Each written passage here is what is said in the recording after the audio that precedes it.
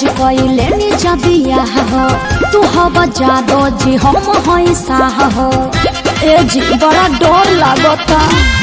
love marriage कइले नी जबिया हो तू हवा जादो जी हम हई साह हो तहरा बाबूजी से बात कइल चाहिए हो ए जी तनी अपना बाबूजी से बात करी ना रुका लगावता हाँ लगाई ना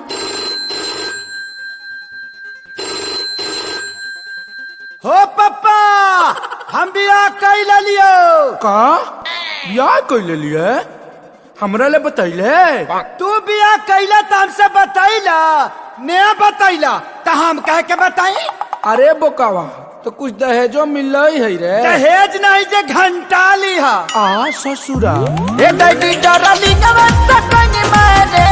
जदू दिन पागिले हो जूता से पिटाई दे मुहा पावन मिली तगे जसा फसा पागिले हो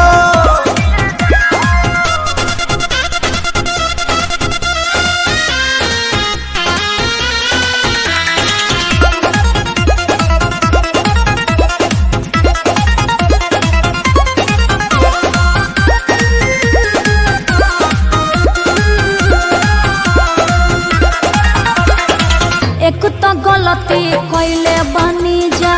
हमनी के बरियार हो ऐसन शादी से सुनले बानी टूटेला घर परिवार हो पिताजी एको थप्पड़ न मारी है घरे चल प्यार बड़ी करी है ओहि जा होत का बापा ता कर सही ले हो अरे एक बार और लगाई ना रुका एक बार फिर लगाओ तानी ए पापा हो पापा हम सुहाग रात मनाई ले लियो पंडित जी से दिखौला हवे अरे तो सुहाग रात में पलंग के जरूरत लगल है पंडित जी के थोड़ी लगल है ए दैडी डरली नवत कनी मारे जदू दिन पागिले हो गुजार छटवाई बे मुहा पावन मिली तगे जसा फसा पागिले हो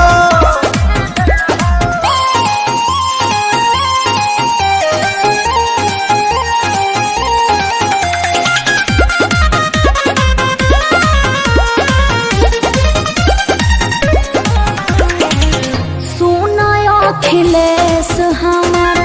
का पता के रूह हो वही जा जाए से पहले देख छोटका के मुँह हो सुन सुन खेसारी के रानी कुछ कोई न कहतानी यह सोची सोची टेंशन में डरे हो हर एक बार लास्ट प्रयास करो रुक जा एक बार और लगावा है ए बाबजी हो अरे लइको हो गइल का रे हाँ हो गई अरे अभी तो 2 दिन पहले कहता के बियाह कोई हां अरे जियो के ऑफर में डाउनलोड कर ले लाई बाबजी ए दैडी डरली नवत कनी मारे जदू दिन पागिले हो समूह पावन मिली तगे जसा फसा पागिले हो तोरा डार्लिंग को वार्निंग है घर मत लेके आना